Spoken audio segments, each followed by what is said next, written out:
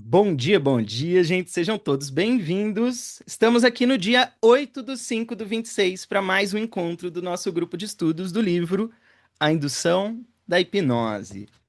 E, gente, a gente ainda está ali na abertura do livro, ou ainda estamos bem na abertura, né? No comecinho, o autor por hora. Ele está empilhando alguns conceitos, ele está trazendo muito mais uma base do que o que a gente vai fazer de fato. E aí, no último encontro, gente, o que que a gente viu? A gente viu o Zweig dando uma diferenciação entre as diferentes abordagens ericksonianas, os diferentes alunos do Erickson. Vamos lembrar que a gente viu aquela tabelinha, né, que tinha muitas vertentes terapêuticas que surgiram a partir do trabalho do Erickson. E aí a gente terminou falando sobre estados, né? Ele terminou fazendo uma diferenciação entre o que é uma emoção, o que é um sentimento e o que é um estado. Vamos lembrar, gente, que estado é algo mais amplo, é sempre algo interno. E o estado, ele envolve também processos como crenças, valores, o mindset da pessoa também está envolvendo o estado, tá? A gente está na página 33.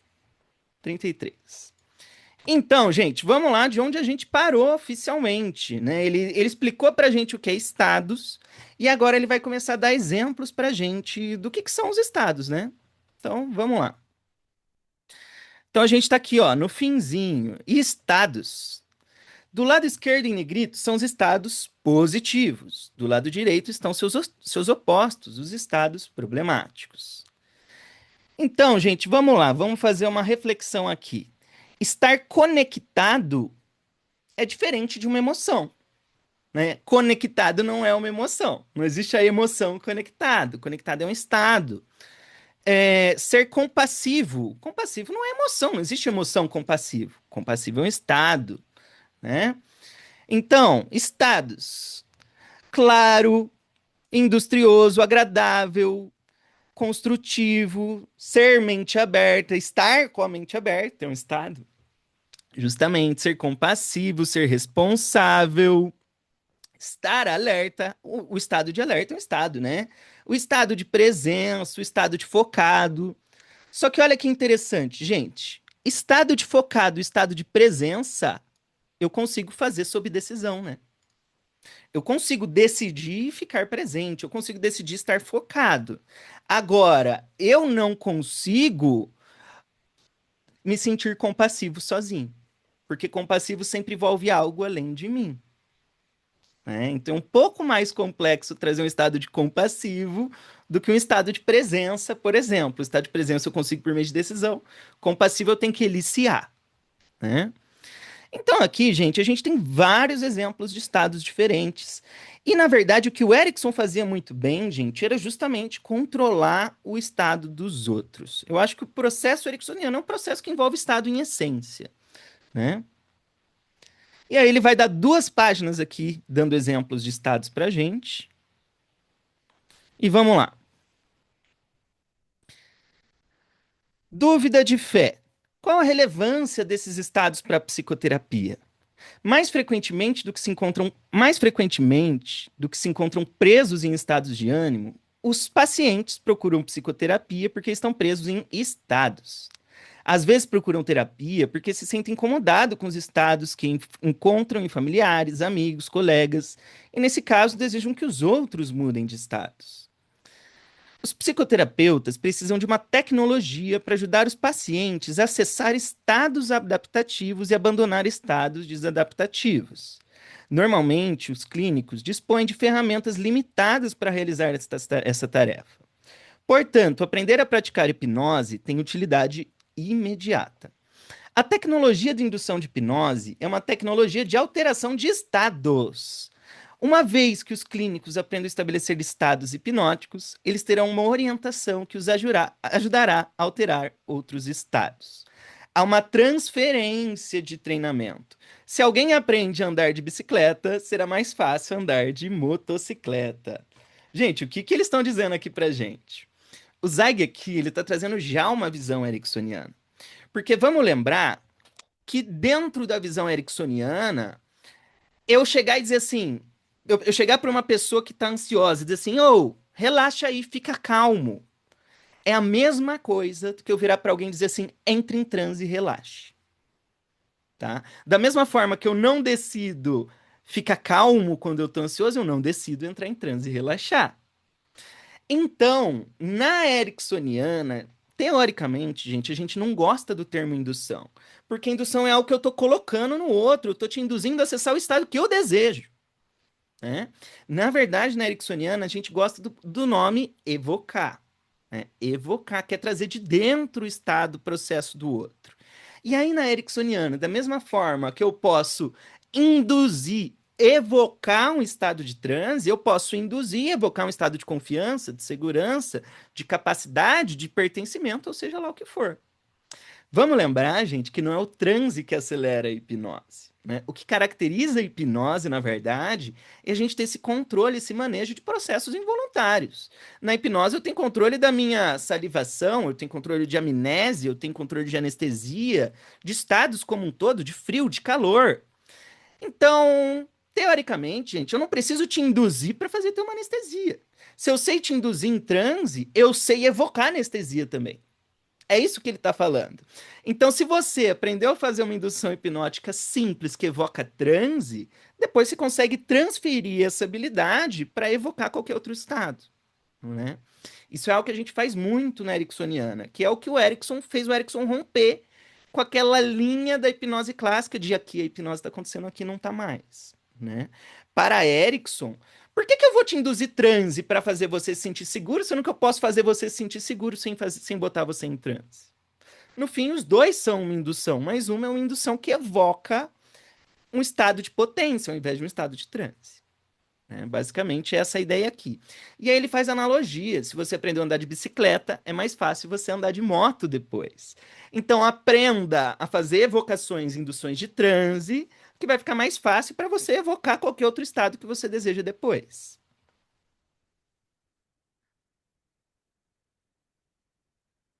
Vamos lá.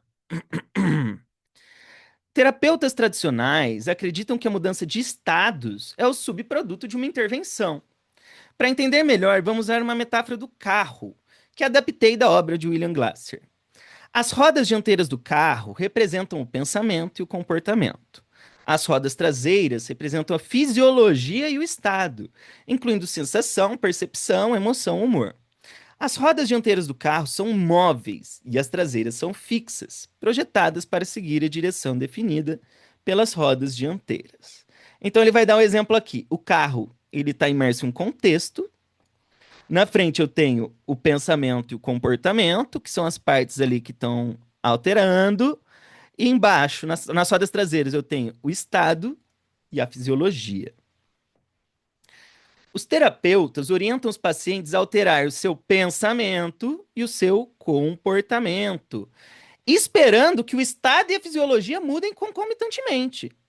Pensamentos e comportamentos parecem ser mais maleáveis no sentido de serem mais volitivos. Gente, o termo volitivo é um termo essencial para qualquer hipnólogo, tá?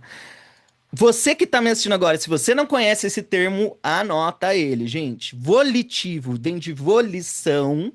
Volição é aquilo que eu decido. Volição é aquilo que eu faço sob decisão. Por que que a gente tem que saber desse termo, gente? Porque a essência da hipnose é gerar processos sem volição, ou seja, sem decisão, né? Você tem que conhecer esse termo. Então, o que que eu quero na hipnose? Eu quero, por exemplo, que a sua mão comece a subir e levitar sem você decidir, sem volição, né? Vamos lá. Pode-se sustentar que o pensamento e comportamento se situam mais no domínio da atividade consciente, enquanto estado, sensação, emoção, humor e fisiologia se situam no domínio das atividades inconscientes. O que que ele quer dizer aqui, gente? Muitas vezes o terapeuta ele vai focar em mudar esses dois, o pensamento e o comportamento, que é algo que a gente controla um pouco mais, né? Nem todo comportamento e pensamento é inconsciente, é voluntário, é consciente, eu faço sob decisão. Muito pelo contrário, a maioria não, né? Mas estado e fisiologia é bem mais involuntário, bem mais inconsciente. Eu não decido como eu me sinto, né?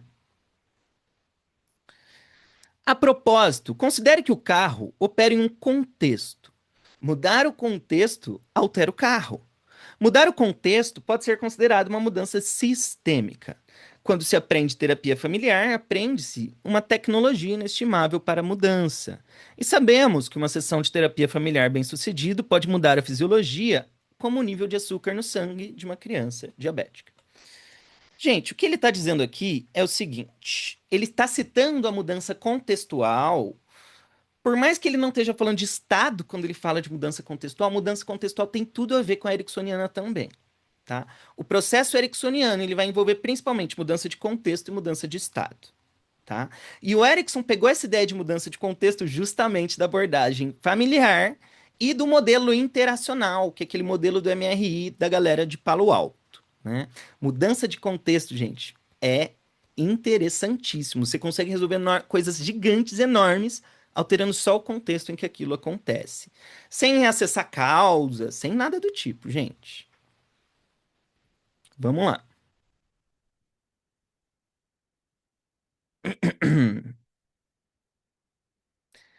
Quando se aprende hipnose, no entanto, percebe-se que o carro tem tração nas quatro rodas. Lembro-me de assistir uma das minhas primeiras palestras sobre hipnose quando cursava pós-graduação no início da década de 70. Gente, década de 70 o Zag nem tinha conhecido o Erickson ainda. Assisti avidamente a uma demonstração de como os procedimentos de indução dos especialistas provocavam um transe em um médico. Posteriormente, houve sugestões de levitação de braço e anestesias com luvas. Uma agulha cirúrgica foi inserida sem dor através de uma prega de pele e foram dadas sugestões para o controle de sangramento. Essa demonstração me convenceu a estudar hipnose.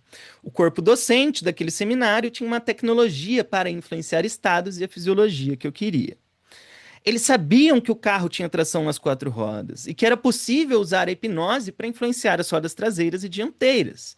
E isso foi numa época em que o contexto de conexão mente-corpo ainda não era popular no Ocidente. Ele está citando mente-corpo porque foi um grande estudo do Erickson e principalmente do Rossi, né? Às vezes, a mera aplicação da hipnose pode ter um efeito paliativo. Para continuar a metáfora do carro, considere um automóvel com câmbio manual. Para passar da marcha ré para frente, é necessário passar pelo ponto morto. O tempo gasto em ponto morto é mínimo, mas é necessário. Quando o paciente chega para a terapia, é como se tivesse ao contrário, sofrendo limitações na interação, mobilidade e percepção. A aplicação de uma indução bem-sucedida move o paciente para um estado neutro e retira o estado calcificado e problemático. A aplicação de uma indução bem-sucedida pode ser uma experiência de referência que demonstra ao paciente que ele pode mudar o seu estado. Às vezes, a própria transição para a hipnose neutra pode ser uma intervenção sistematicamente significativa. O impulso gerado pela mudança de estado pode iniciar o impulso no paciente para seguir em frente e mudar ou lidar adequadamente. Nossa, aqui tem coisa boa para a gente falar. Bom, primeiro, gente, aqui ele já deu uma grande dica, que é algo que a gente tem que ter internalizado quando a gente fala da ericksoniana. Ele já cantou a bola, gente. Indução ericksoniana nem sempre é indução ao transe. A gente tem costume de pensar na clássica que indução é induzir transe. Na ericksoniana, não obrigatoriamente. Na ericksoniana, pode ser induzir uma anestesia, induzir uma amnésia, induzir um estado de segurança, induzir um estado de conforto. Porque a mesma coisa que eu faço para você entrar no estado de transe, eu posso usar para gerar qualquer estado.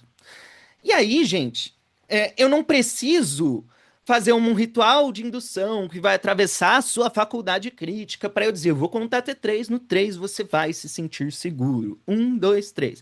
Eu não preciso fazer todo esse processo para dar uma sugestão e esperar que você reaja. Na Ericksoniana, se o meu objetivo é fazer você se sentir seguro, eu induzo segurança. Né? Eu não preciso chegar nesse transe para ir te levar a um estado de segurança, que eu já levo para a segurança. Porque se hipnose tem a ver com gerar processos involuntários, eu gero diretamente processo involuntário. É bem simples essa ideia aqui, né?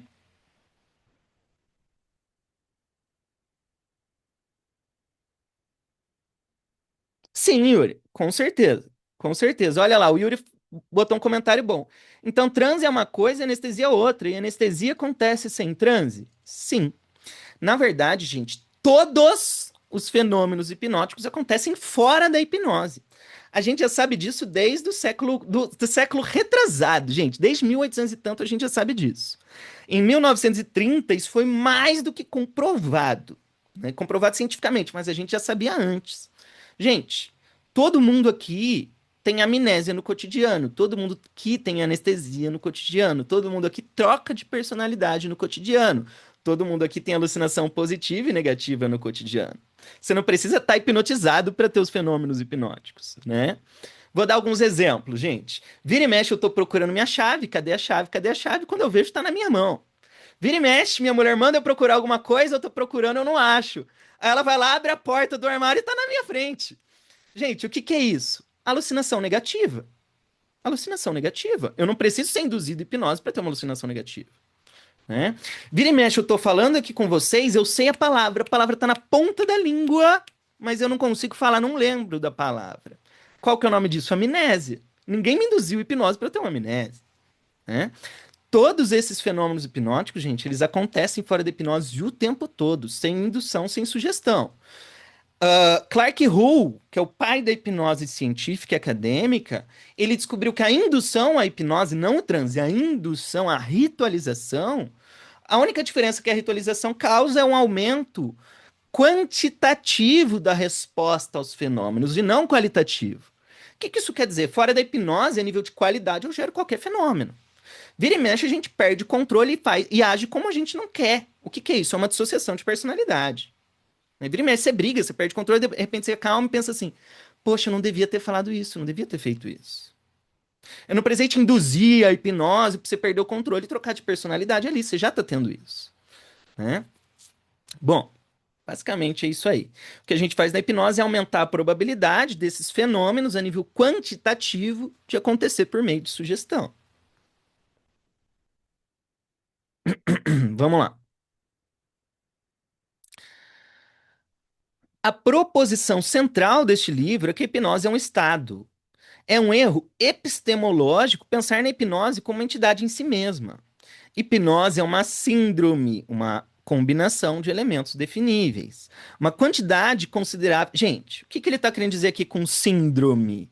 É que hipnose não é algo, hipnose não tem forma. Não existe a hipnose como uma entidade, como objeto. Hipnose são processos, né? São vários processos. Rapport, conformidade, autoridade, processo ideodinâmico e por aí vai. Quando eu junto todos esses processos, a gente nominaliza isso aqui de hipnose. Hipnose não é uma coisa, né?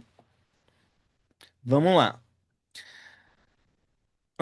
Uma quantidade considerável de pesquisa, teoria e prática tem sido confundida devido à conceituação de hipnose como uma singularidade. Gente, isso aqui é um problema. É um problema. E é engraçado que muitos hipnólogos tentam agir de forma extremamente científica. Aquela galera assim, não, tem que ser baseado em evidência. E tem mesmo, gente. Nosso trabalho tem que ser baseado em evidência. Mas o cara nem sabe hipnose pra estar falando isso aqui.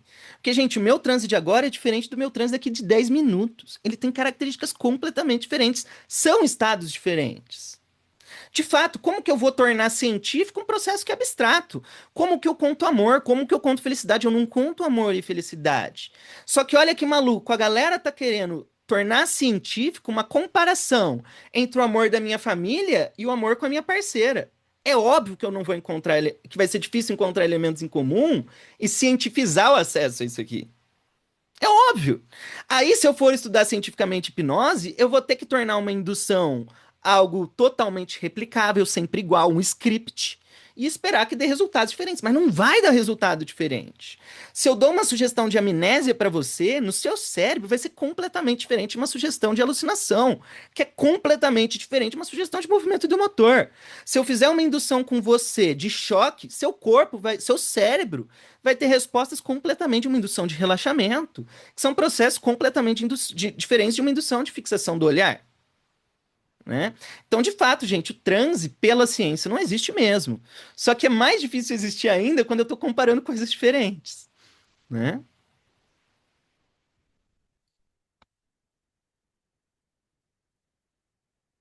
Vamos lá. A hipnose é desencadeada pela orientação dos pacientes para os elementos.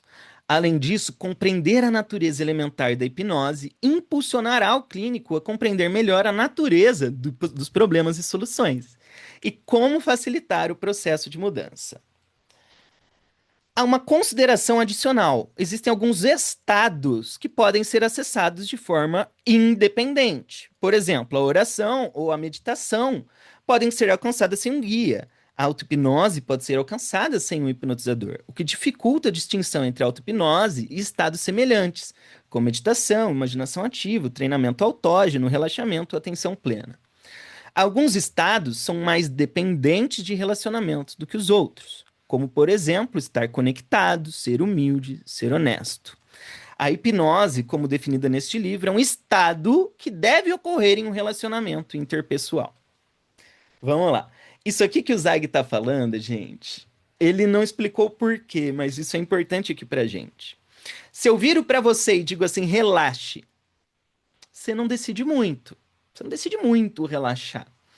Agora, se eu digo se concentre, você consegue se concentrar sozinho, né? Se concentrar é algo que eu consigo fazer sobre decisão. É um estado interno muito pessoal. É diferente de eu estar equilibrado, de eu estar. Vamos pegar um estado mais relacional. De eu estar. Como que é o nome? Ah, vamos pegar os exemplos que ele deu aqui, que é mais fácil. Peraí. Do que, por exemplo. ah, Ser honesto, ser humilde, ser espontâneo. Gente, não existe ser espontâneo sozinho. Ser honesto, ser espontâneo depende sempre de duas coisas. Sempre de duas coisas. Não existe ser honesto sozinho e por aí vai. A gente vai ver que tem estados que têm que ser estimulados, que são relacionais ou contextuais. Se eu digo assim, sinta-se incrível, você não decide se sentir incrível. Quando você vai se sentir incrível em um contexto que gere o estado de se sentir incrível. Você se sente incrível em contextos específicos, né? Então aqui a gente faz uma diferença entre três tipos de estados: estados internos, estados relacionais, que dependem de dois, e estados contextuais, que dependem de contextos. E quando eu estou falando de estados relacionais e contextuais, não existe a decisão aqui. Da mesma forma, transe é relacional. Transe teoricamente é relacional, né? Então, o que que a gente vai fazer teoricamente dentro de um contexto de hipnose? É relacional. Consequentemente, a gente vai induzir ou evocar esses estados por meio do que a gente vai chamar aqui de indução.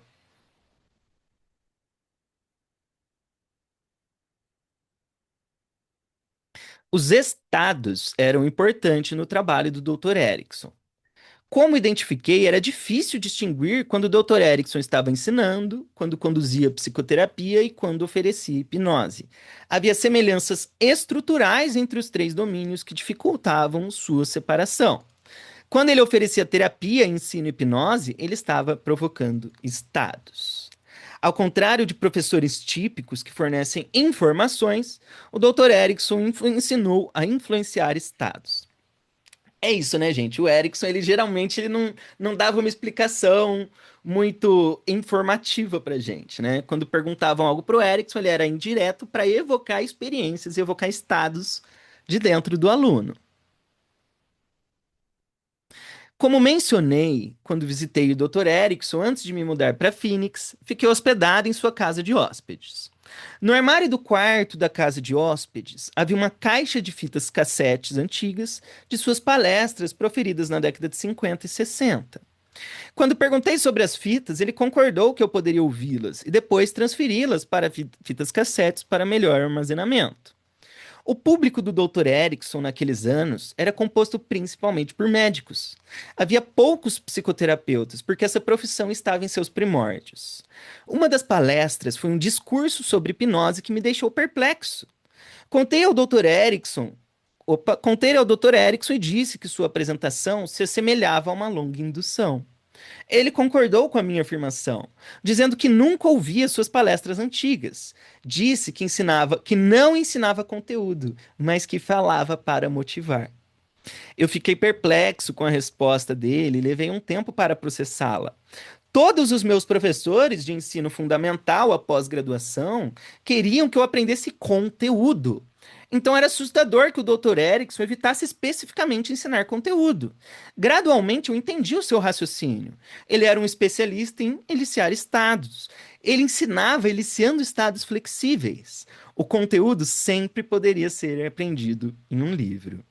De fato, gente, o Erickson ele sempre estava nesse modo de evocar estados, de eliciar estados dos outros, né? Pra vocês terem uma ideia, gente, os 7 anos que o Erickson passou com o Zweig, o Erickson nunca ensinou hipnose de fato para o Zweig.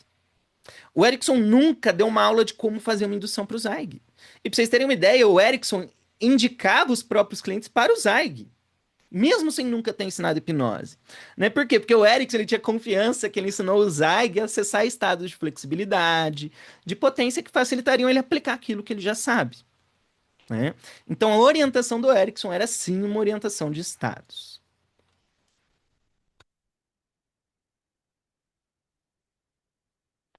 Muito bom, gente. Aí aqui a gente termina o capítulo 5. A gente vai aqui para o capítulo 6. E agora Roberto, acessarei aqui, dissociarei para um Roberto do passado, gente. Por que eu estou falando isso aqui, gente? Nos últimos grupos de estudos, a gente anda lendo os livros praticamente na íntegra. Então eu pego trecho por trecho e vou ler. Vamos lá. Você que está assistindo a gravação aqui, a gente teve um probleminha técnico, então vamos voltar. A gente está começando aqui o capítulo 6. E aí eu tava falando para vocês, gente, que eu vou incorporar aqui o Roberto do passado. O Roberto do passado, gente, quando eu lia os livros do grupo de estudos aqui, eu não li os livros na íntegra. Atualmente eu tô lendo na íntegra. A gente pega o trecho, eu vou lendo ele quase que inteiro aqui. Eu não vou ler tudo, vou ser bem sincero, tá? Porque o Zweig, ele gosta de contar muito essas histórias de empilhando conhecimento. E aí, eu já vou até responder o que o Ivan falou ali. Né? O Ivan, enquanto estava desligado aqui, ele falou assim: Ah, então quer dizer que o Erickson ele pulava algumas etapas do aprendizado consciente? Sim, mas não obrigatoriamente, porque ele podia evocar habilidades e não só estados também. Tá? Então, muitas vezes, o que o Erickson pegava era empilhando esses estados que geram habilidades, que estão associados à habilidade, e ele compunha isso daqui. Quando a gente fala de ericksoniana, gente, a gente está falando de um transe que é composto, onde a gente pega pedaços diferentes da experiência e junta em um transe específico só, né? Então eu posso pegar partes de transes diferentes e juntar em uma coisa só. E isso é algo interessante para a gente que abre muitas possibilidades, né? Porque, gente, a gente tem muitos transes diferentes com características diferentes. Eu posso querer gerar um transe no meu cliente que ele vai estar completamente dissociado, ou seja, ele nem está sabendo o que eu estou falando com ele, tem uma outra personalidade no lugar. Tem outros que a pessoa vai estar 100% alerta. Tem transes que você entra que você está pesado, tem transes que você entra que você está leve, tem transes que você sente a emoção do corpo, tem transes que você não sente o estado do corpo. Tem transes que você acessa informação cognitivamente, tem transes que não acessa informação cognitivamente. E por aí vai. Então, o Ericksoniano ele vai pensar assim: qual é a expressão, a forma do transe que eu quero gerar no meu cliente? Que experiências que eu quero gerar? E aí eu componho essa experiência. Bom, vamos lá para o livro. A gente está num trecho, no capítulo 6, em que o Zweig ele vai fazer uma analogia usando o Salvador Dalí. Eu não vou ler esse capítulo, porque tem muita enrolação aqui, gente, mas a minha sugestão é que você leia. Né? Por mais que eu esteja fazendo grupo de estudos, o ideal é que você esteja lendo um livro, porque isso aqui é um grupo de estudos. Eu espero que você tenha estudado para estar aqui. Né? E aí, o Zweig vai fazer a seguinte analogia, gente. A arte, à medida que o tempo vai passando, vão surgindo escolas de arte, né? A gente vai ter linhas diferentes artísticas. Só que quando chega uma linha diferente, ela coloca uma característica diferente na arte. Ela vai deixar com traços mais realistas, ou ela vai deixar com traços mais expressivos, ou vai deixar algo um pouco mais experiencial. O que importa é que linhas artísticas diferentes, gente, vão gerar artes diferentes que impactam de formas diferentes. E até a arte evolui com o tempo e muda a forma de fazer isso. Né? Então ele vai trazer aqui essa analogia, gente, de que o Erickson fez não é algo 100% novo. É interessante que alunos meus muitas vezes vêm dizer assim: Ah, Roberto, como que se faz hipnose ericksoniana na rua? Gente, é igual. É igual. Não existe isso de não fazer hipnose ericksoniana depois que você aprende a ericksoniana. Por quê? A ericksoniana não é separada da clássica. Para eu fazer a ericksoniana, eu estou fazendo clássica. Né? O que o Erickson fez não é criar uma nova hipnose, ele elaborou a hipnose que já tinha lá. Né? Ele não criou um negócio novo, descobriu um mecanismo novo no corpo, até descobriu várias coisas, mas a hipnose ainda é a mesma. E aí a pessoa chega e fala assim para mim: Ah, Roberto, é possível fazer street hipnose com ericksoniana? É óbvio, é óbvio. Eu vou fazer a mesma coisa, um pouco melhor. Não existe fazer ericksoniana e abandonar a clássica, não existe isso, porque para eu fazer ericksoniana eu estou usando a hipnose clássica. A questão é, aqui eu estou agregando algumas habilidades a mais, mas eu ainda dependo das mesmas ideias. Então, quando os alunos vêm dizer assim, ah, tá, mas Roberto, você faz ericksoniana o tempo todo? Gente, é óbvio. É óbvio que depois que eu aprendo isso aqui, eu vou aplicar esses conceitos depois. Mas é a mesma coisa que a clássica. É a mesma coisa. Né? Ainda vai depender de autoridade, ainda vai depender de rapport, ainda vai depender de expectativa. Não tá tão separado assim como se fosse uma classe completamente diferente. O que o Erickson fez foi aprender a fazer melhor. Ponto. Né? Vamos lá. Tá, então ele vai começar a falar sobre essas diferentes linhas, sobre as linhas da arte irem surgindo e modificando a arte antiga, a forma de fazer isso, né? Então, olha que exemplo que ele deu. Ó. Vamos ler esse parágrafo. A evolução da arte clássica para o impressionismo, né? Estava no clássico, foi para a arte impressionista, o surrealismo e a arte moderna, destaca o desenvolvimento de vários métodos artísticos. Houve o amadurecimento da dimensionalidade através do uso da perspectiva. Gente, já existia perspectiva. O que a galera impressionista e surrealista fez foi ampliar essa ideia de perspectiva dentro da arte, né? O uso cada vez mais usado da cor em um maior grau de abstração. Não apenas as técnicas mudaram ao longo da história, mas também os objetivos do artista. Em sua manifestação inicial, a pintura geralmente refletia ao observador uma imagem de uma realidade existente. O seu propósito era oferecer ao observador uma perspectiva estática da história, iluminar o que era. Mas aí, gente, o que que acontece? A arte muda e a arte não obrigatoriamente quer relatar a realidade crua. Você vê o próximo parágrafo, ele vai começar a falar de outras linhas da arte que começaram a ser abstratas, que começaram a trabalhar com o conteúdo emocional de uma forma diferente. Ele vai dar o exemplo ali do Monet, gente. Monet, eles usavam cores que eram muito diferentes das cores que vinham antes.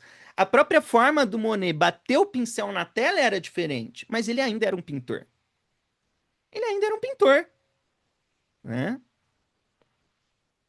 No caso, o pintor aqui é a hipnose pra gente, né? Inclusive, gente, eu vou uma curiosidade aqui pra vocês. Quem não conhece um pouco de quem era o Dali, conheça. Eu vou usar um termo bem feio. O Dali era um baita de um. Não, não vou usar esse termo. O Dali era uma pessoa horrível, terrível, gente. Nossa, que pessoa horrível que era o Dali. Sugiro vocês irem atrás de conhecer essa pessoa porque o cara era um abjeto. Vamos lá.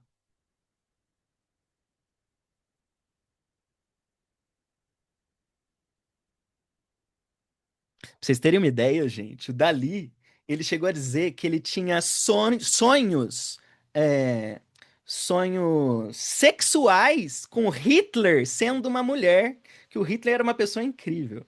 Olha o nível do Dali, gente, o cara era maluco. Tá. Tá, aí o Zweig ele vai contar uma história do advogado e tudo mais, eu não vou entrar nessa história aqui.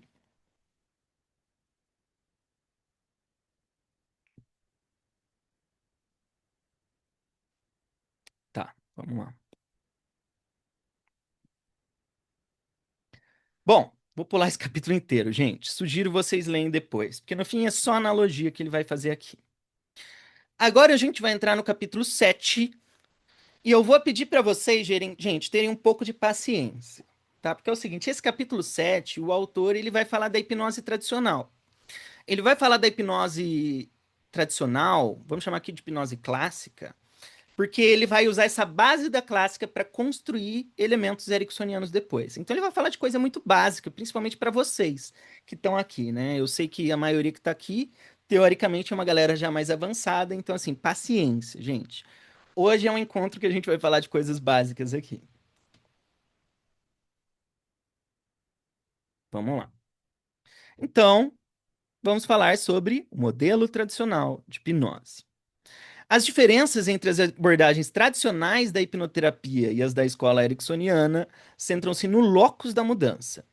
As abordagens tradicionais são mais autoritárias, o modelo ericksoniano é mais permissivo. Já vou fazer um comentário aqui antes. A gente tem costume de dizer assim, gente, hipnose não é uma terapia, hipnose é um acelerador de terapias. E de fato é isso mesmo, né, gente? Hipnoterapia não é eu chegar e te dar uma sugestão de seu problema some, você esquece que você tinha esse problema. Não existe isso. Isso é a forma que o Freud fazia hipnose, não é à toa que ele abandonou, né? A hipnose, para ser uma terapia, ela depende de eu acoplar, eu associar a hipnose com uma abordagem terapêutica. E não é o transe que vai acelerar a terapia, são os fenômenos hipnóticos, né? Então, se eu for juntar psicanálise com hipnose, vem a hipnoanálise. Qual que é o objetivo da hipnoanálise? Eu pegar uma memória que está reprimida, recalcada, e trazer consciência. Se eu for fazer uma sensibilização com hipnose, eu vou gerar uma alucinação, um delírio para expor a pessoa. Eu vou usar fenômeno emocional para alterar o corpo, a fisiologia e fazer ela ser exposta a isso de forma diferente. Então, no fim, eu dependo de uma abordagem, de um conceito terapêutico e os fenômenos hipnóticos em conjunto para isso aqui ser um acelerador. Porém, porém, a hipnose ericksoniana é uma terapia, tá, gente? Hipnose ericksoniana é uma abordagem terapêutica, diferente da hipnose clássica e todos os modelos que vêm junto, tá?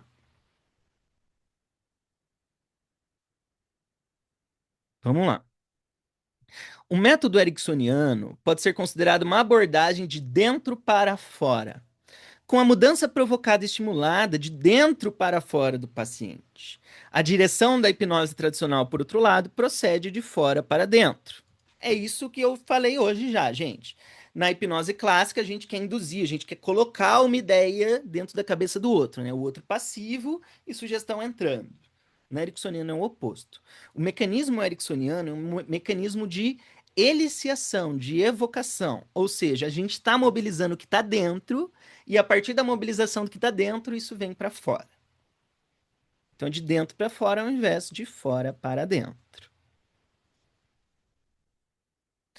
Na terapia tradicional, o operador costuma apresentar sugestões diretas a um sujeito passivo, dizendo ao paciente ansioso, por exemplo, você ficará relaxado, ou ao fumante, os cigarros terão gosto e cheiros ruins.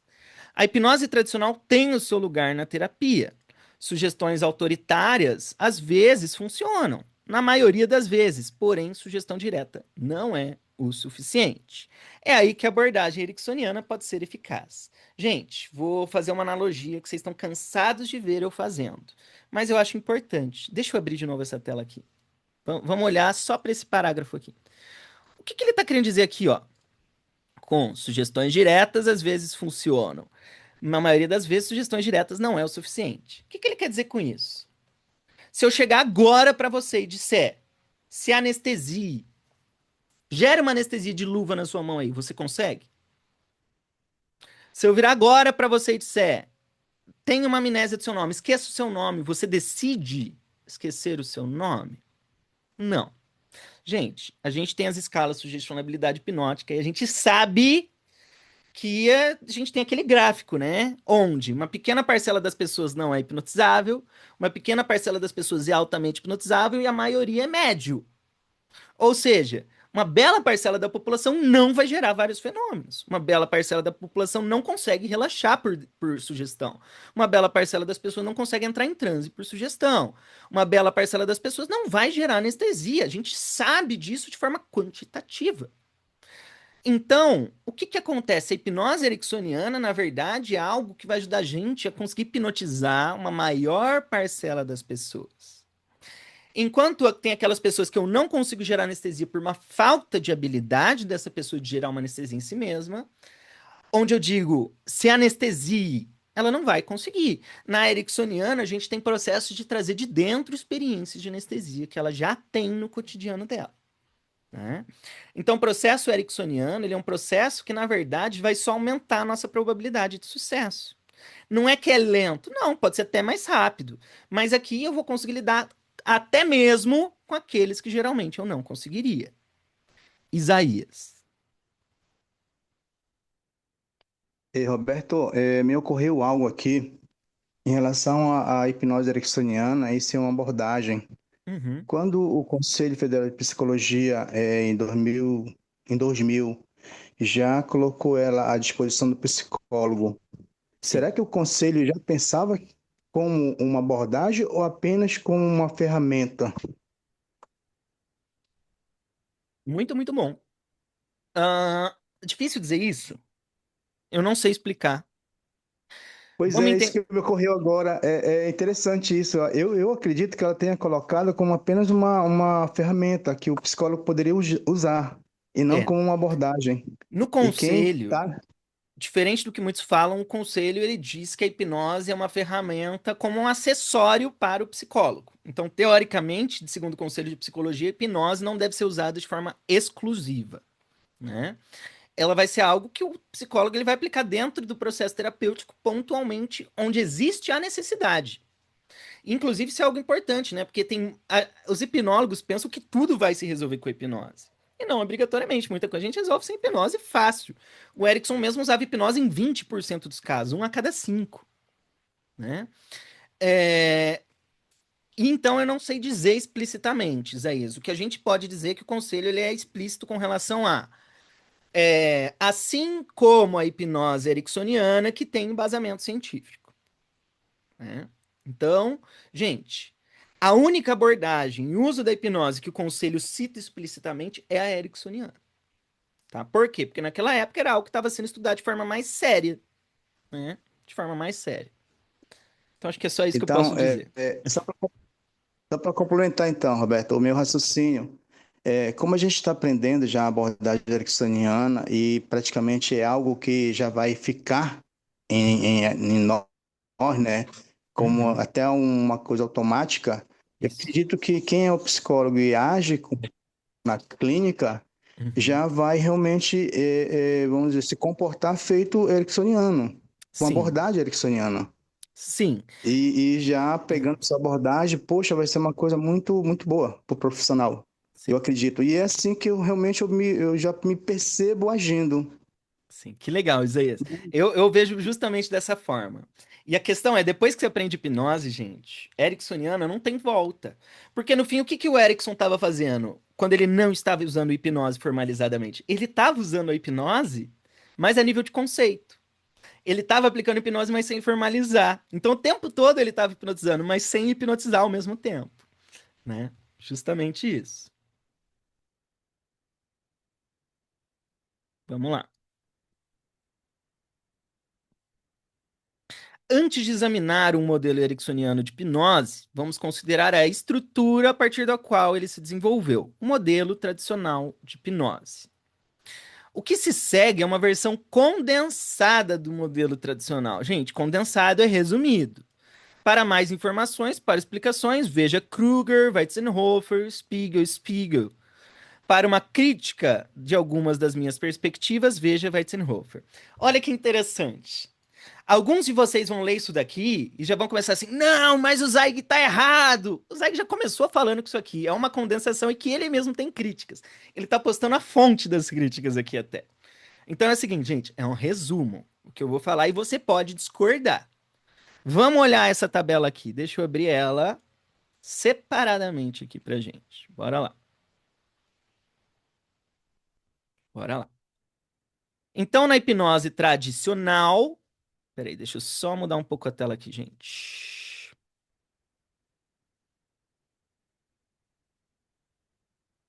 Então vamos lá. Eu tenho a primeira etapa, que é uma pré-indução. Na pré-indução, onde eu preparo a pessoa. Então eu gero rapport, eu estou me comunicando com ela.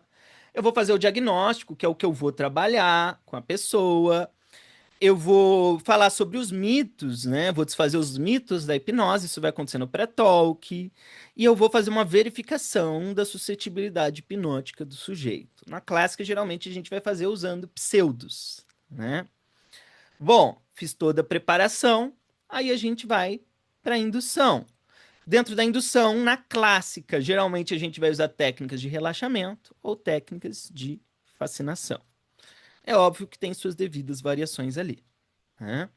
Bom, fiz a indução. Aí a gente vai entrar nos mecanismos de aprofundamento. Vamos lembrar que na clássica eu induzo, logo em seguida o que que eu faço? Aprofundo, né?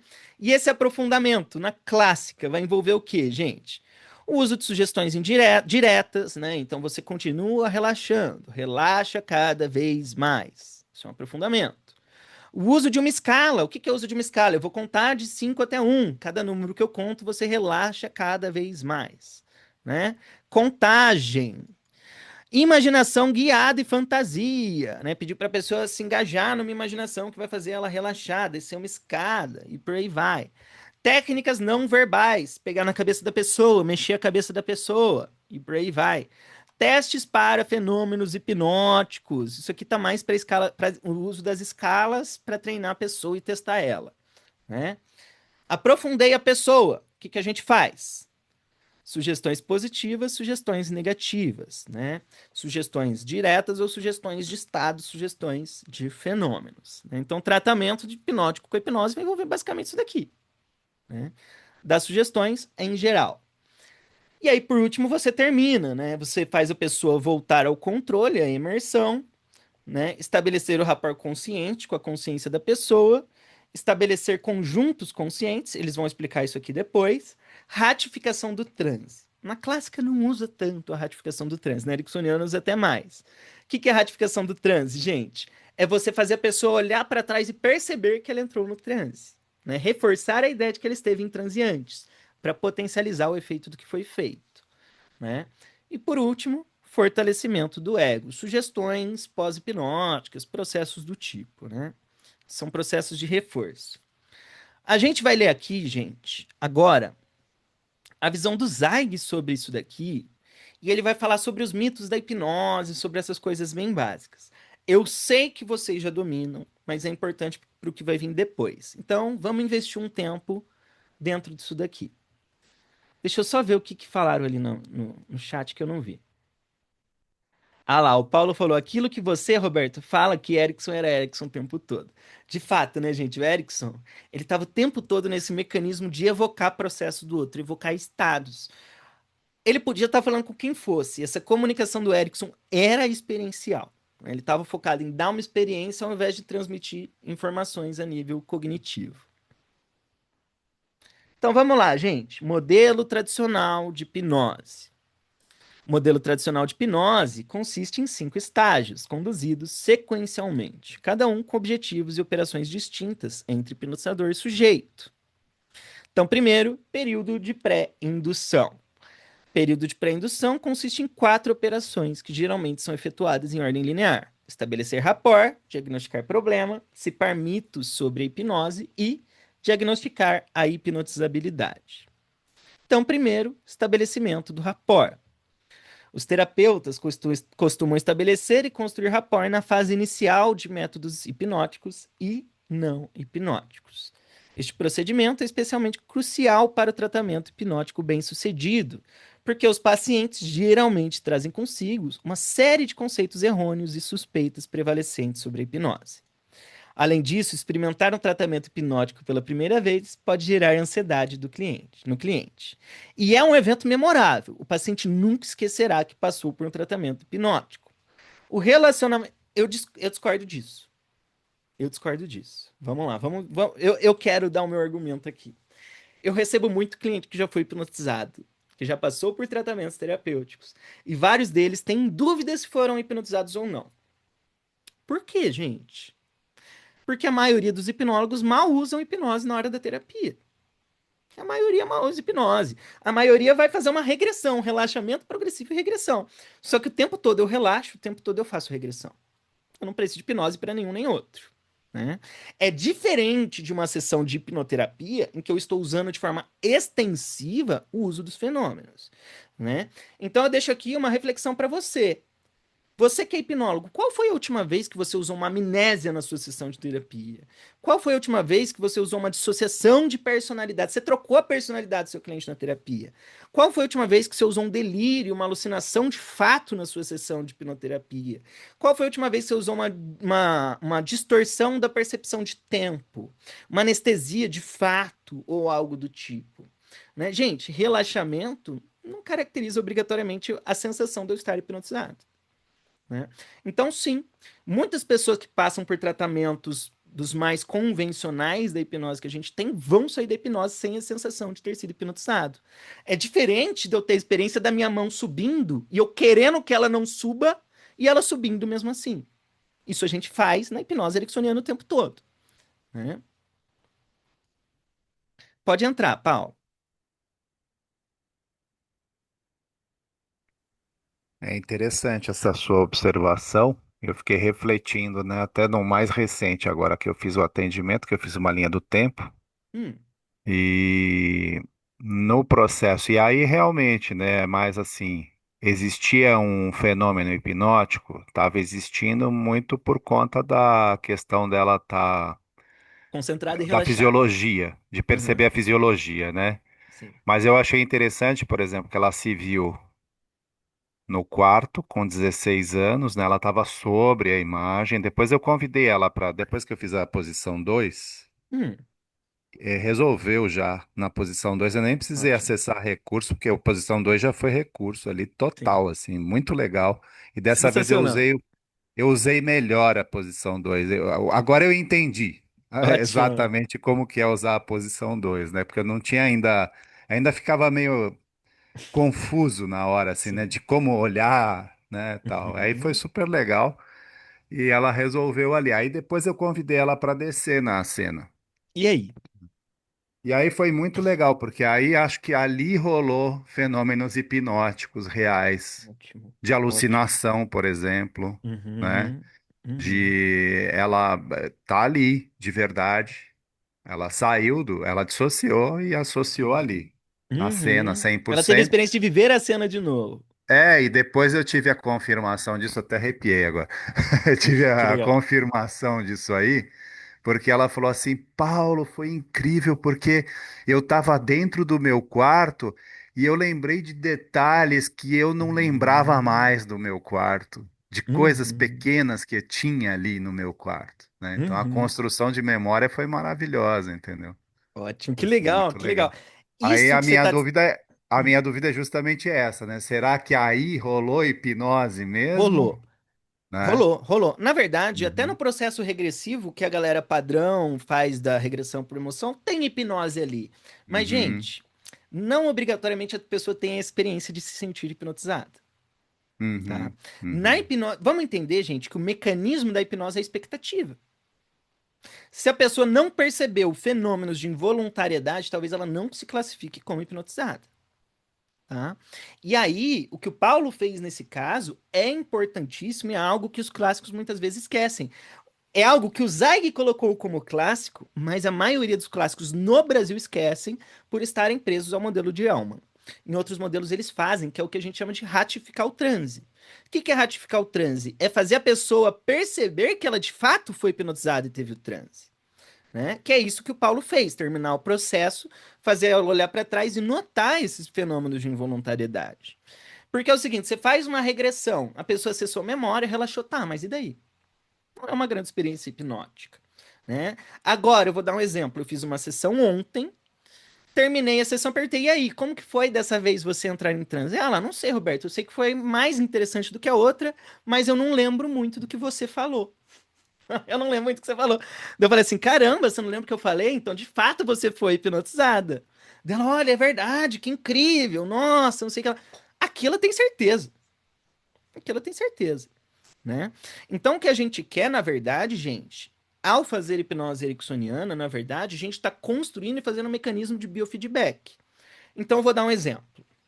Se eu estou trabalhando com um cliente e eu gero um movimento ideomotor, um movimento involuntário no dedo da mão, eu não quero gerar o movimento apenas. Eu vou gerar um movimento involuntário e eu vou fazer a pessoa se impressionar pelo movimento.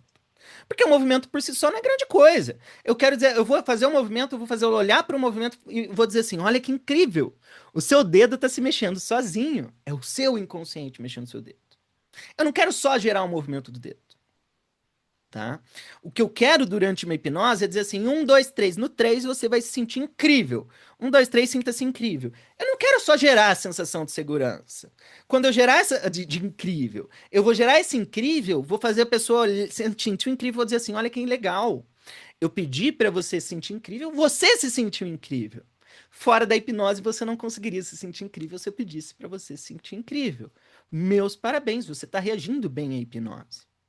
Ou seja, eu tô jogando a atenção dela para isso que é involuntário e inconsciente, algo que ela não controla, sem volição, e fazer ela se impressionar por essa experiência para ter a certeza de que ela está hipnotizada. Né? Porque no fim, gente, o que hipnotiza é a sensação de estar hipnotizado. Tá? O que hipnotiza é a sensação de estar hipnotizado. Paulo, pode entrar.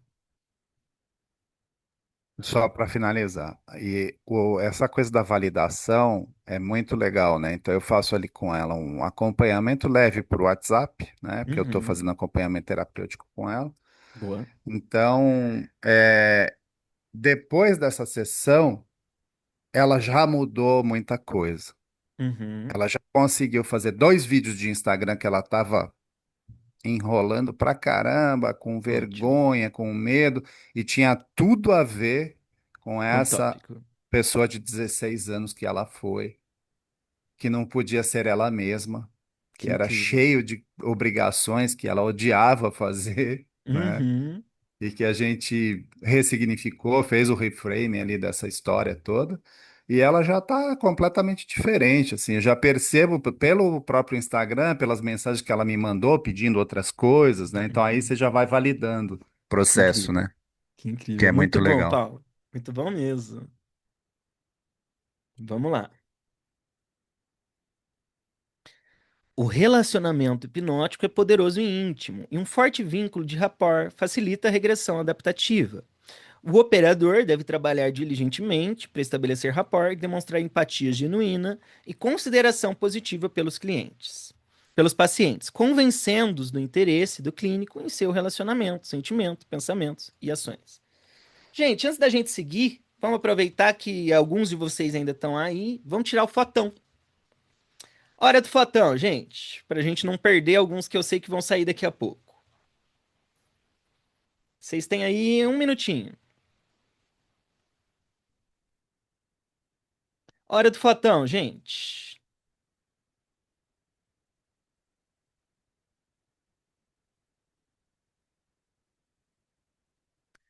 Vou dar mais uns segundinhos. Vai que a Inês e o Gabriel querem aparecer. Cícero também. Muito bom. Dá mais uns últimos segundos.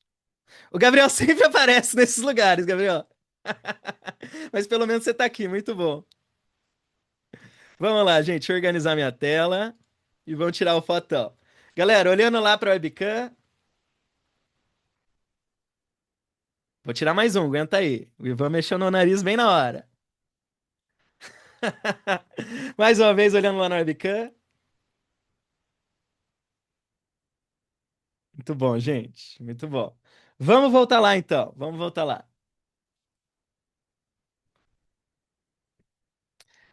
Bom, gente, eu acho que eu vou pulando algumas coisas aqui. Vou ser bem sincero, porque eu acho que é muito básico alguns tópicos que estão aqui, tá? Então, primeiro você estabelece o rapport, depois você faz o diagnóstico. Vamos lembrar que o Zeig, ele tá usando uma linguagem que é diferente pra gente, né? Ah, nos Estados Unidos, gente, nos Estados Unidos, a hipnose ela não pode ser usada por qualquer um. A hipnoterapia não pode ser feita por qualquer um. A hipnose sim, hipnoterapia não. Hipnoterapia nos Estados Unidos, só psicólogo e gente da área de saúde. Consequentemente, são as pessoas que fazem o diagnóstico, né? No Brasil, qualquer um faz hipnoterapia. Consequentemente, não obrigatoriamente a gente faz o diagnóstico. Se você não é psicólogo e psiquiatra, não faça diagnóstico. Não é o seu trabalho. Se você começar a fazer diagnóstico, você está pegando funções de um outro trabalho. Você vai responder por isso juridicamente. Não faça diagnóstico se você não é psicólogo, psiquiatra.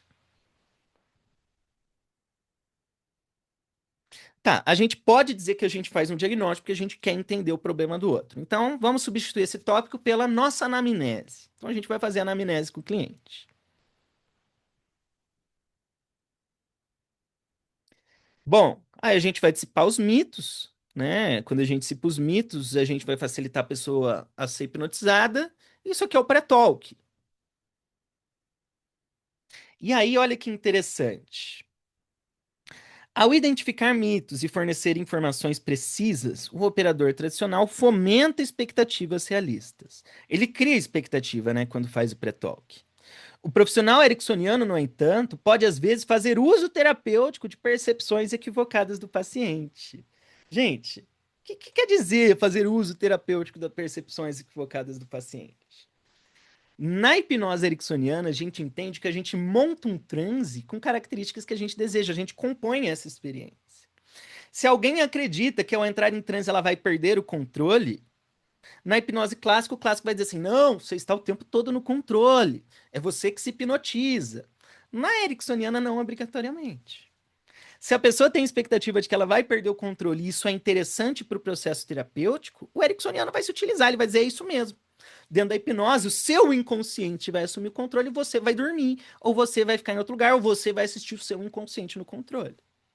Ou seja, por mais que seja uma expectativa equivocada dentro da hipnose clássica, na ericksoniana eu posso utilizar essa expectativa para gerar a experiência da forma que eu desejo, com as características que eu desejo, né? Compondo a experiência da forma que eu acho interessante.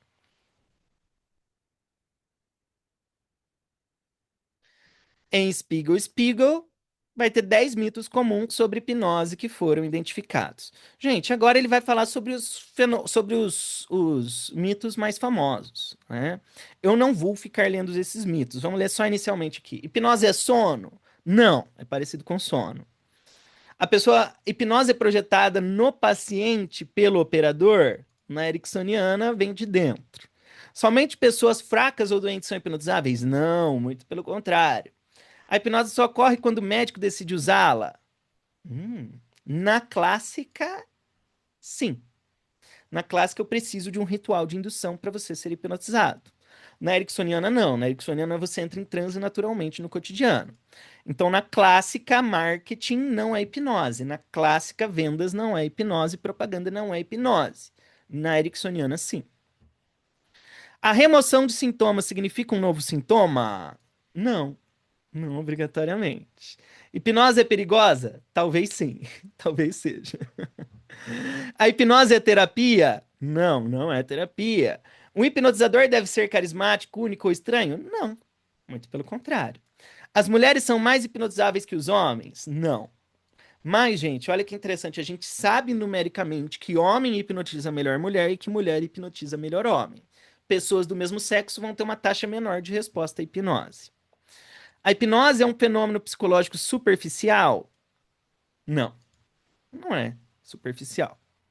Mas já vou trazer aqui um mito que os hipnólogos clássicos divulgam. Inclusive o Vion tem várias publicações sobre isso. A hipnose a gente faz um tratamento mais profundo, gente. Não faz tratamento mais profundo nenhum. É o mesmo nível de tratamento que qualquer outro tratamento. A questão é que a gente vai usar os fenômenos para acelerar, né?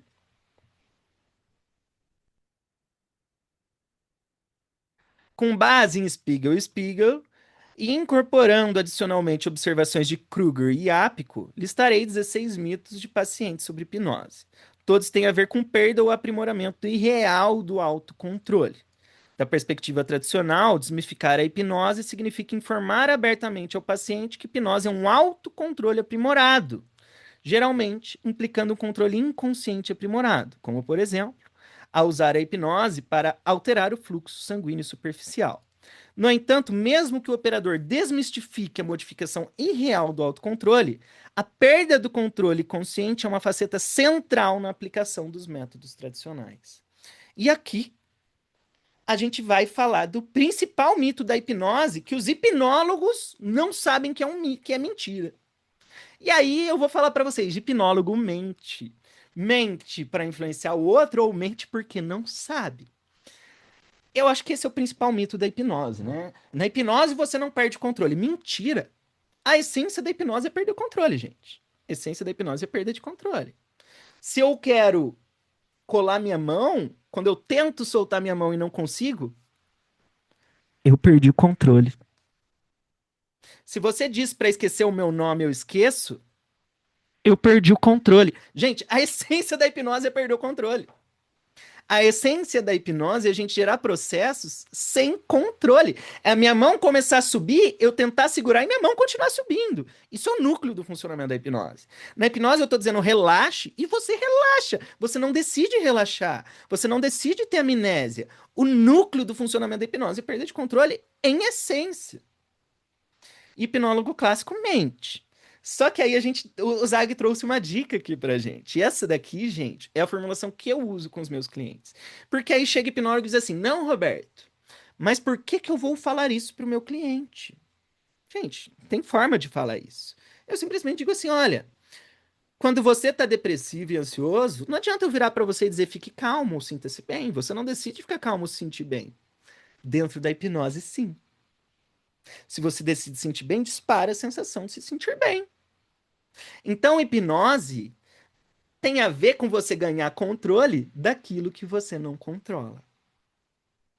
Esse é o frame que eu trago com hipnose para os meus clientes. Dentro da hipnose, você vai ter controle dos processos que são involuntários. Hipnose tem a ver com perder controle, com processos involuntários, sim, mas tem a ver com a gente ganhar controle sobre eles. Né? Tem a ver com você acessar esse painelzinho de controle do seu inconsciente para ter manejo desses processos que você não decide, desses processos involuntários. Né? E no fim é isso aí. Você não decide se sentir bem, se sentir mal, na hipnose sim. Né? Então, sim, gente, hipnose tem a ver com perda de controle em essência.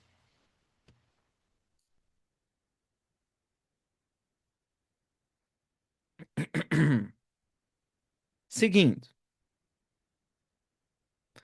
Agora, ele vai começar a falar desses mitos, gente. Ele vai começar a falar, explicar, né? Quebrar esses mitos.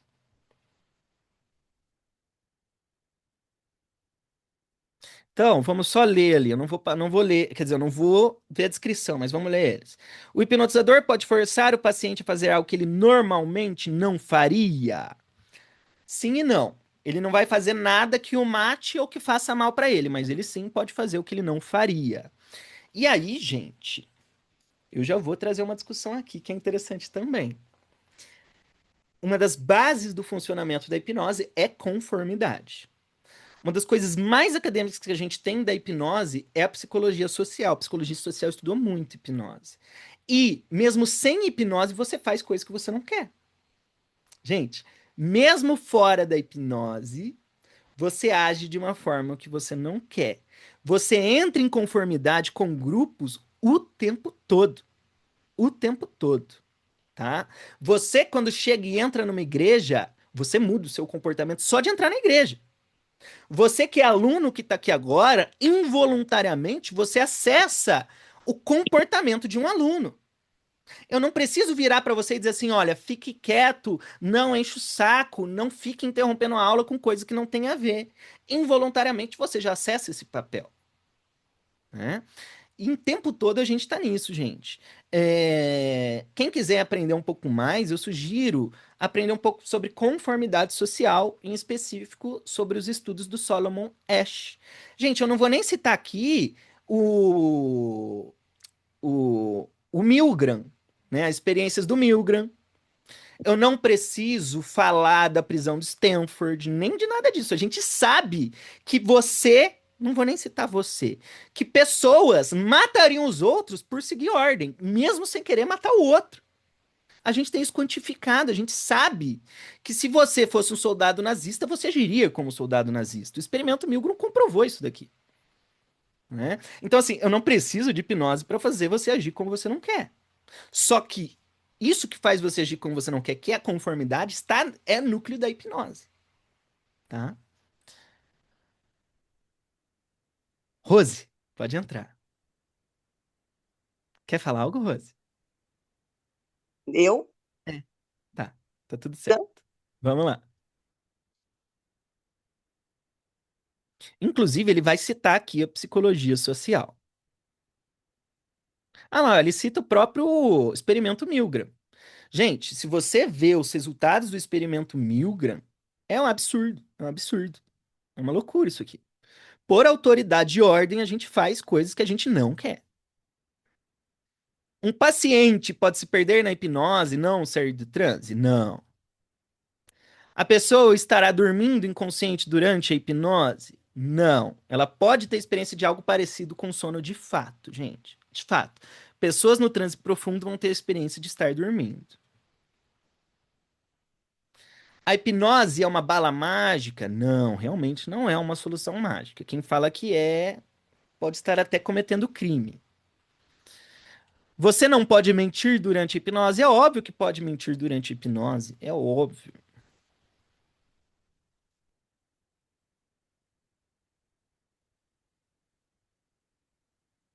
Somente pessoas sugestionáveis ou crédulas são hipnotizáveis? Não, muito pelo contrário. Gente, olha que interessante. Inclusive, as pessoas nem falam sobre isso. Se a pessoa tem medo de ser hipnotizada, ela vai ser mais facilmente hipnotizada. As pessoas falam assim: não, eu tenho que tirar os medos. Não, obrigatoriamente.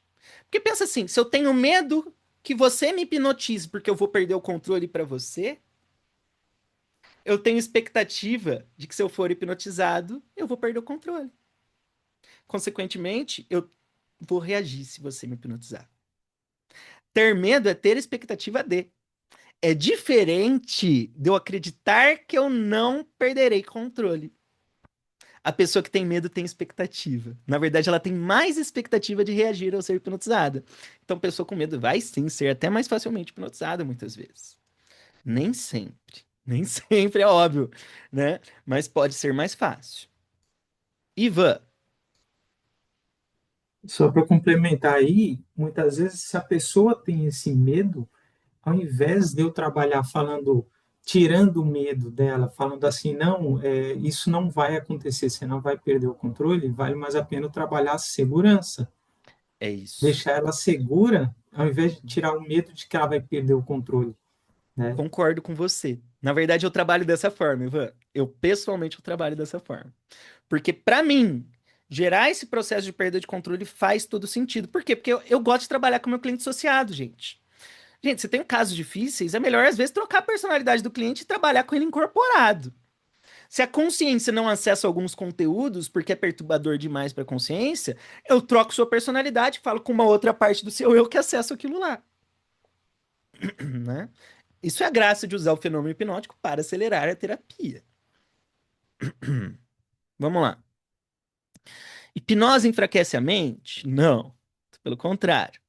Pacientes psicóticos não podem e não devem ser hipnotizados? Aqui eu concordo. Não devem ser hipnotizados. Tá? Não deve. Principalmente se você não é psicólogo, psiquiatra. Não mexa com hipnose com essas pessoas. Hipnose pode revelar algo que o paciente não consegue lidar? Pessoalmente, eu acredito que sim. Eu acredito que sim. Apenas algumas pessoas podem ser hipnotizadas. Eu não posso ser hipnotizado. Sim e não. Sim e não. Né? Gente, teoricamente todo mundo pode ser hipnotizado, mas nem todo mundo vai gerar todos os fenômenos.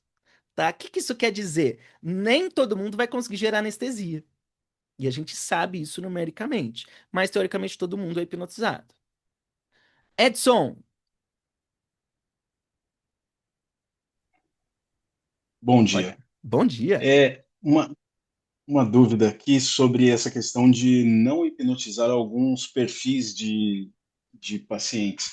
Uhum. Por exemplo, o autista, Hum. ele entraria nessa questão, nessa condição de não poder ser hipnotizado? Não, Porque, pode falar. não, desculpa, Não, tem problema. porque eu já vi, tenho colegas que fazem hipnoterapia com autistas e tal, mas enfim, aí fiquei com essa dúvida se Tá. será Eu vou essa fazer questão. uma diferenciação mais técnica aqui então, Edson. Uhum. O autista, ele deve ser hipnotizado, gente. A dificuldade que a gente tem com o autista é mais a dificuldade do vínculo, né? Porque o autista, ele já vai ter essa tendência natural de ter dificuldade de se vincular nas relações interpessoais, e hipnose é um processo relacional. Então vai ser mais difícil hipnotizar um autista, mas ele pode sim ser facilmente hipnotizado. O que a gente sugere não hipnotizar é especificamente, gente, esquizofrênico, tá? E a galera que tem surtos psicóticos e afins, tá? A galera desse tipo de problema, teoricamente, não, eu como professor eu posso falar isso. Você tá proibido de fazer e lidar com essas pessoas, tá? Gente, a hipnose pode favorecer o problema dessa pessoa, tá? Vamos entender que um esquizofrênico, ele já tem uma dificuldade de separar o que é real do que não é. O esquizofrênico, ele ouve a vozinha na cabeça dele, ele acha que essa voz é real. O que a gente faz ao hipnotizar alguém é justamente tirar esse filtro do que é real, do que não é. A gente está gerando, literalmente, gente, uma esquizofrenia controlada durante a hipnose, né? O que eu quero dizer com isso, gente? Vamos lá. Galera, ninguém nunca resolveu uma esquizofrenia. Ninguém nunca deixou de ser esquizofrênico na história. O esquizofrênico vai ser esquizofrênico o resto da vida. Freud nunca resolveu esquizofrenia. Erickson nunca resolveu uma esquizofrenia. Não é você que fez um curso de hipnose que vai resolver uma esquizofrenia, tá? Não tem cura muitas dessas coisas. O que a gente faz é tratar e olha lá, a gente trata a nível de comportamento essas pessoas. Ela vai continuar esquizofrênica. Só que a questão é, a pessoa que é esquizofrênica, cada vez que ela tem um surto, ela não volta para o nível anterior mais. Não tem voltar. O que existe é piorar. Então, a pessoa que é esquizofrênica, você precisa fazer a intervenção mais cedo possível, tratar com medicamentosamente, fazer uma terapia comportamental, porque à medida que vai piorando as crises, não tem retorno. E aí vai o Zezinho achando que, eu resolvo a causa, eu posso ajudar essa pessoa. Hipnotiza o esquizofrênico. Cara, você pode piorar o resto da vida dessa pessoa e de uma família inteira. Uma família inteira. Eu não vou nem entrar aqui na ideia de que você está se colocando em risco e colocando em risco a vida da pessoa também. Porque se essa pessoa tem um surto na sua frente, pessoas grandes, adultas, juntas não seguram essa pessoa. Não segura. Gente, um esquizofrênico em surto, você não segura, tá? Eu acho que quem levantou a mão primeiro foi o Paulo. Paulo,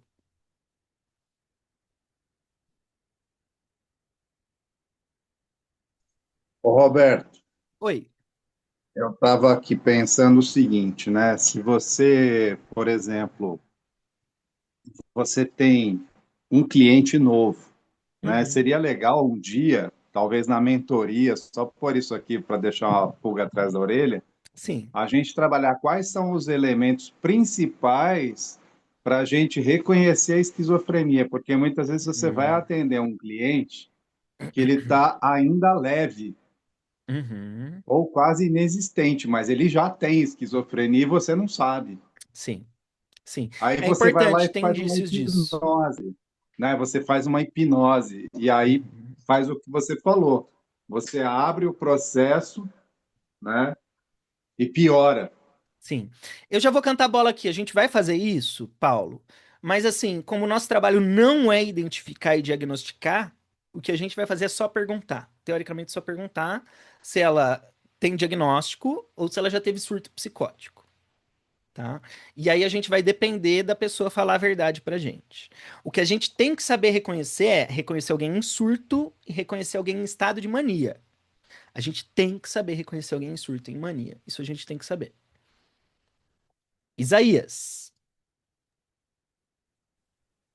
Voltando ao item hipnose e hipnose com o transtorno esquizofrênico ou autista, nem tanto esquizofrênico, Roberto, Uhum. mas assim, e fora da clínica, eu acredito que a gente pode experimentar não, porque a gente está falando de hipnose, dela entrar praticamente em transe e ter alguma coisa mais grave, ou agravar a situação da pessoa. Mas como a gente conhece, sabe, através das suas aulas e das nossas experiências, que hipnose não quer dizer transe exatamente. E por que não Sim. tentar artista? Eu Falar posso dizer, inconscientemente. Isaías, eu posso dizer, tem algo que piora, a dissociação. Não, Quando não, e você sim, hipnotiza, você está treinando a pessoa a se dissociar. Isso quer dizer que você está treinando a pessoa a trocar de personalidade e ter personalidades assumindo o controle involuntariamente.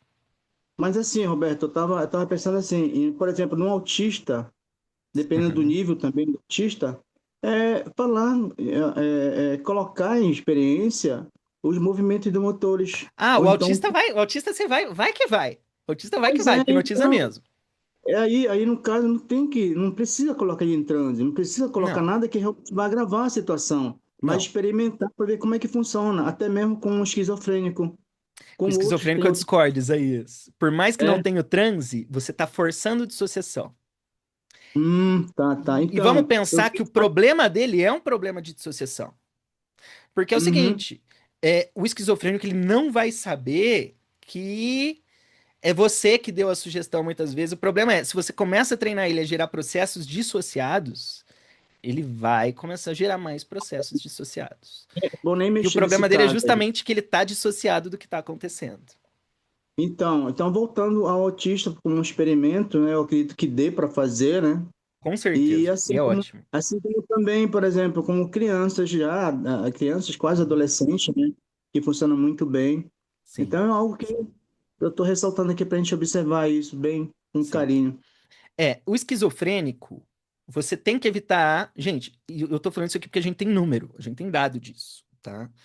Não hipnotiza esquizofrênico. Não tem porquê. Não tem porquê. O bipolar do tipo 1, bipolar do tipo 1, que é o cara que vai ter surtos psicóticos, você pode hipnotizar quando está fora de surto. Quando está fora de surto. O pior é que eu não sei. Não, eu sugiro não hipnotizar. Sinceramente, se você não tem experiência, não trabalhe com bipolares do tipo 1, tá? Sinceramente, evita problema para você mesmo. Ivan,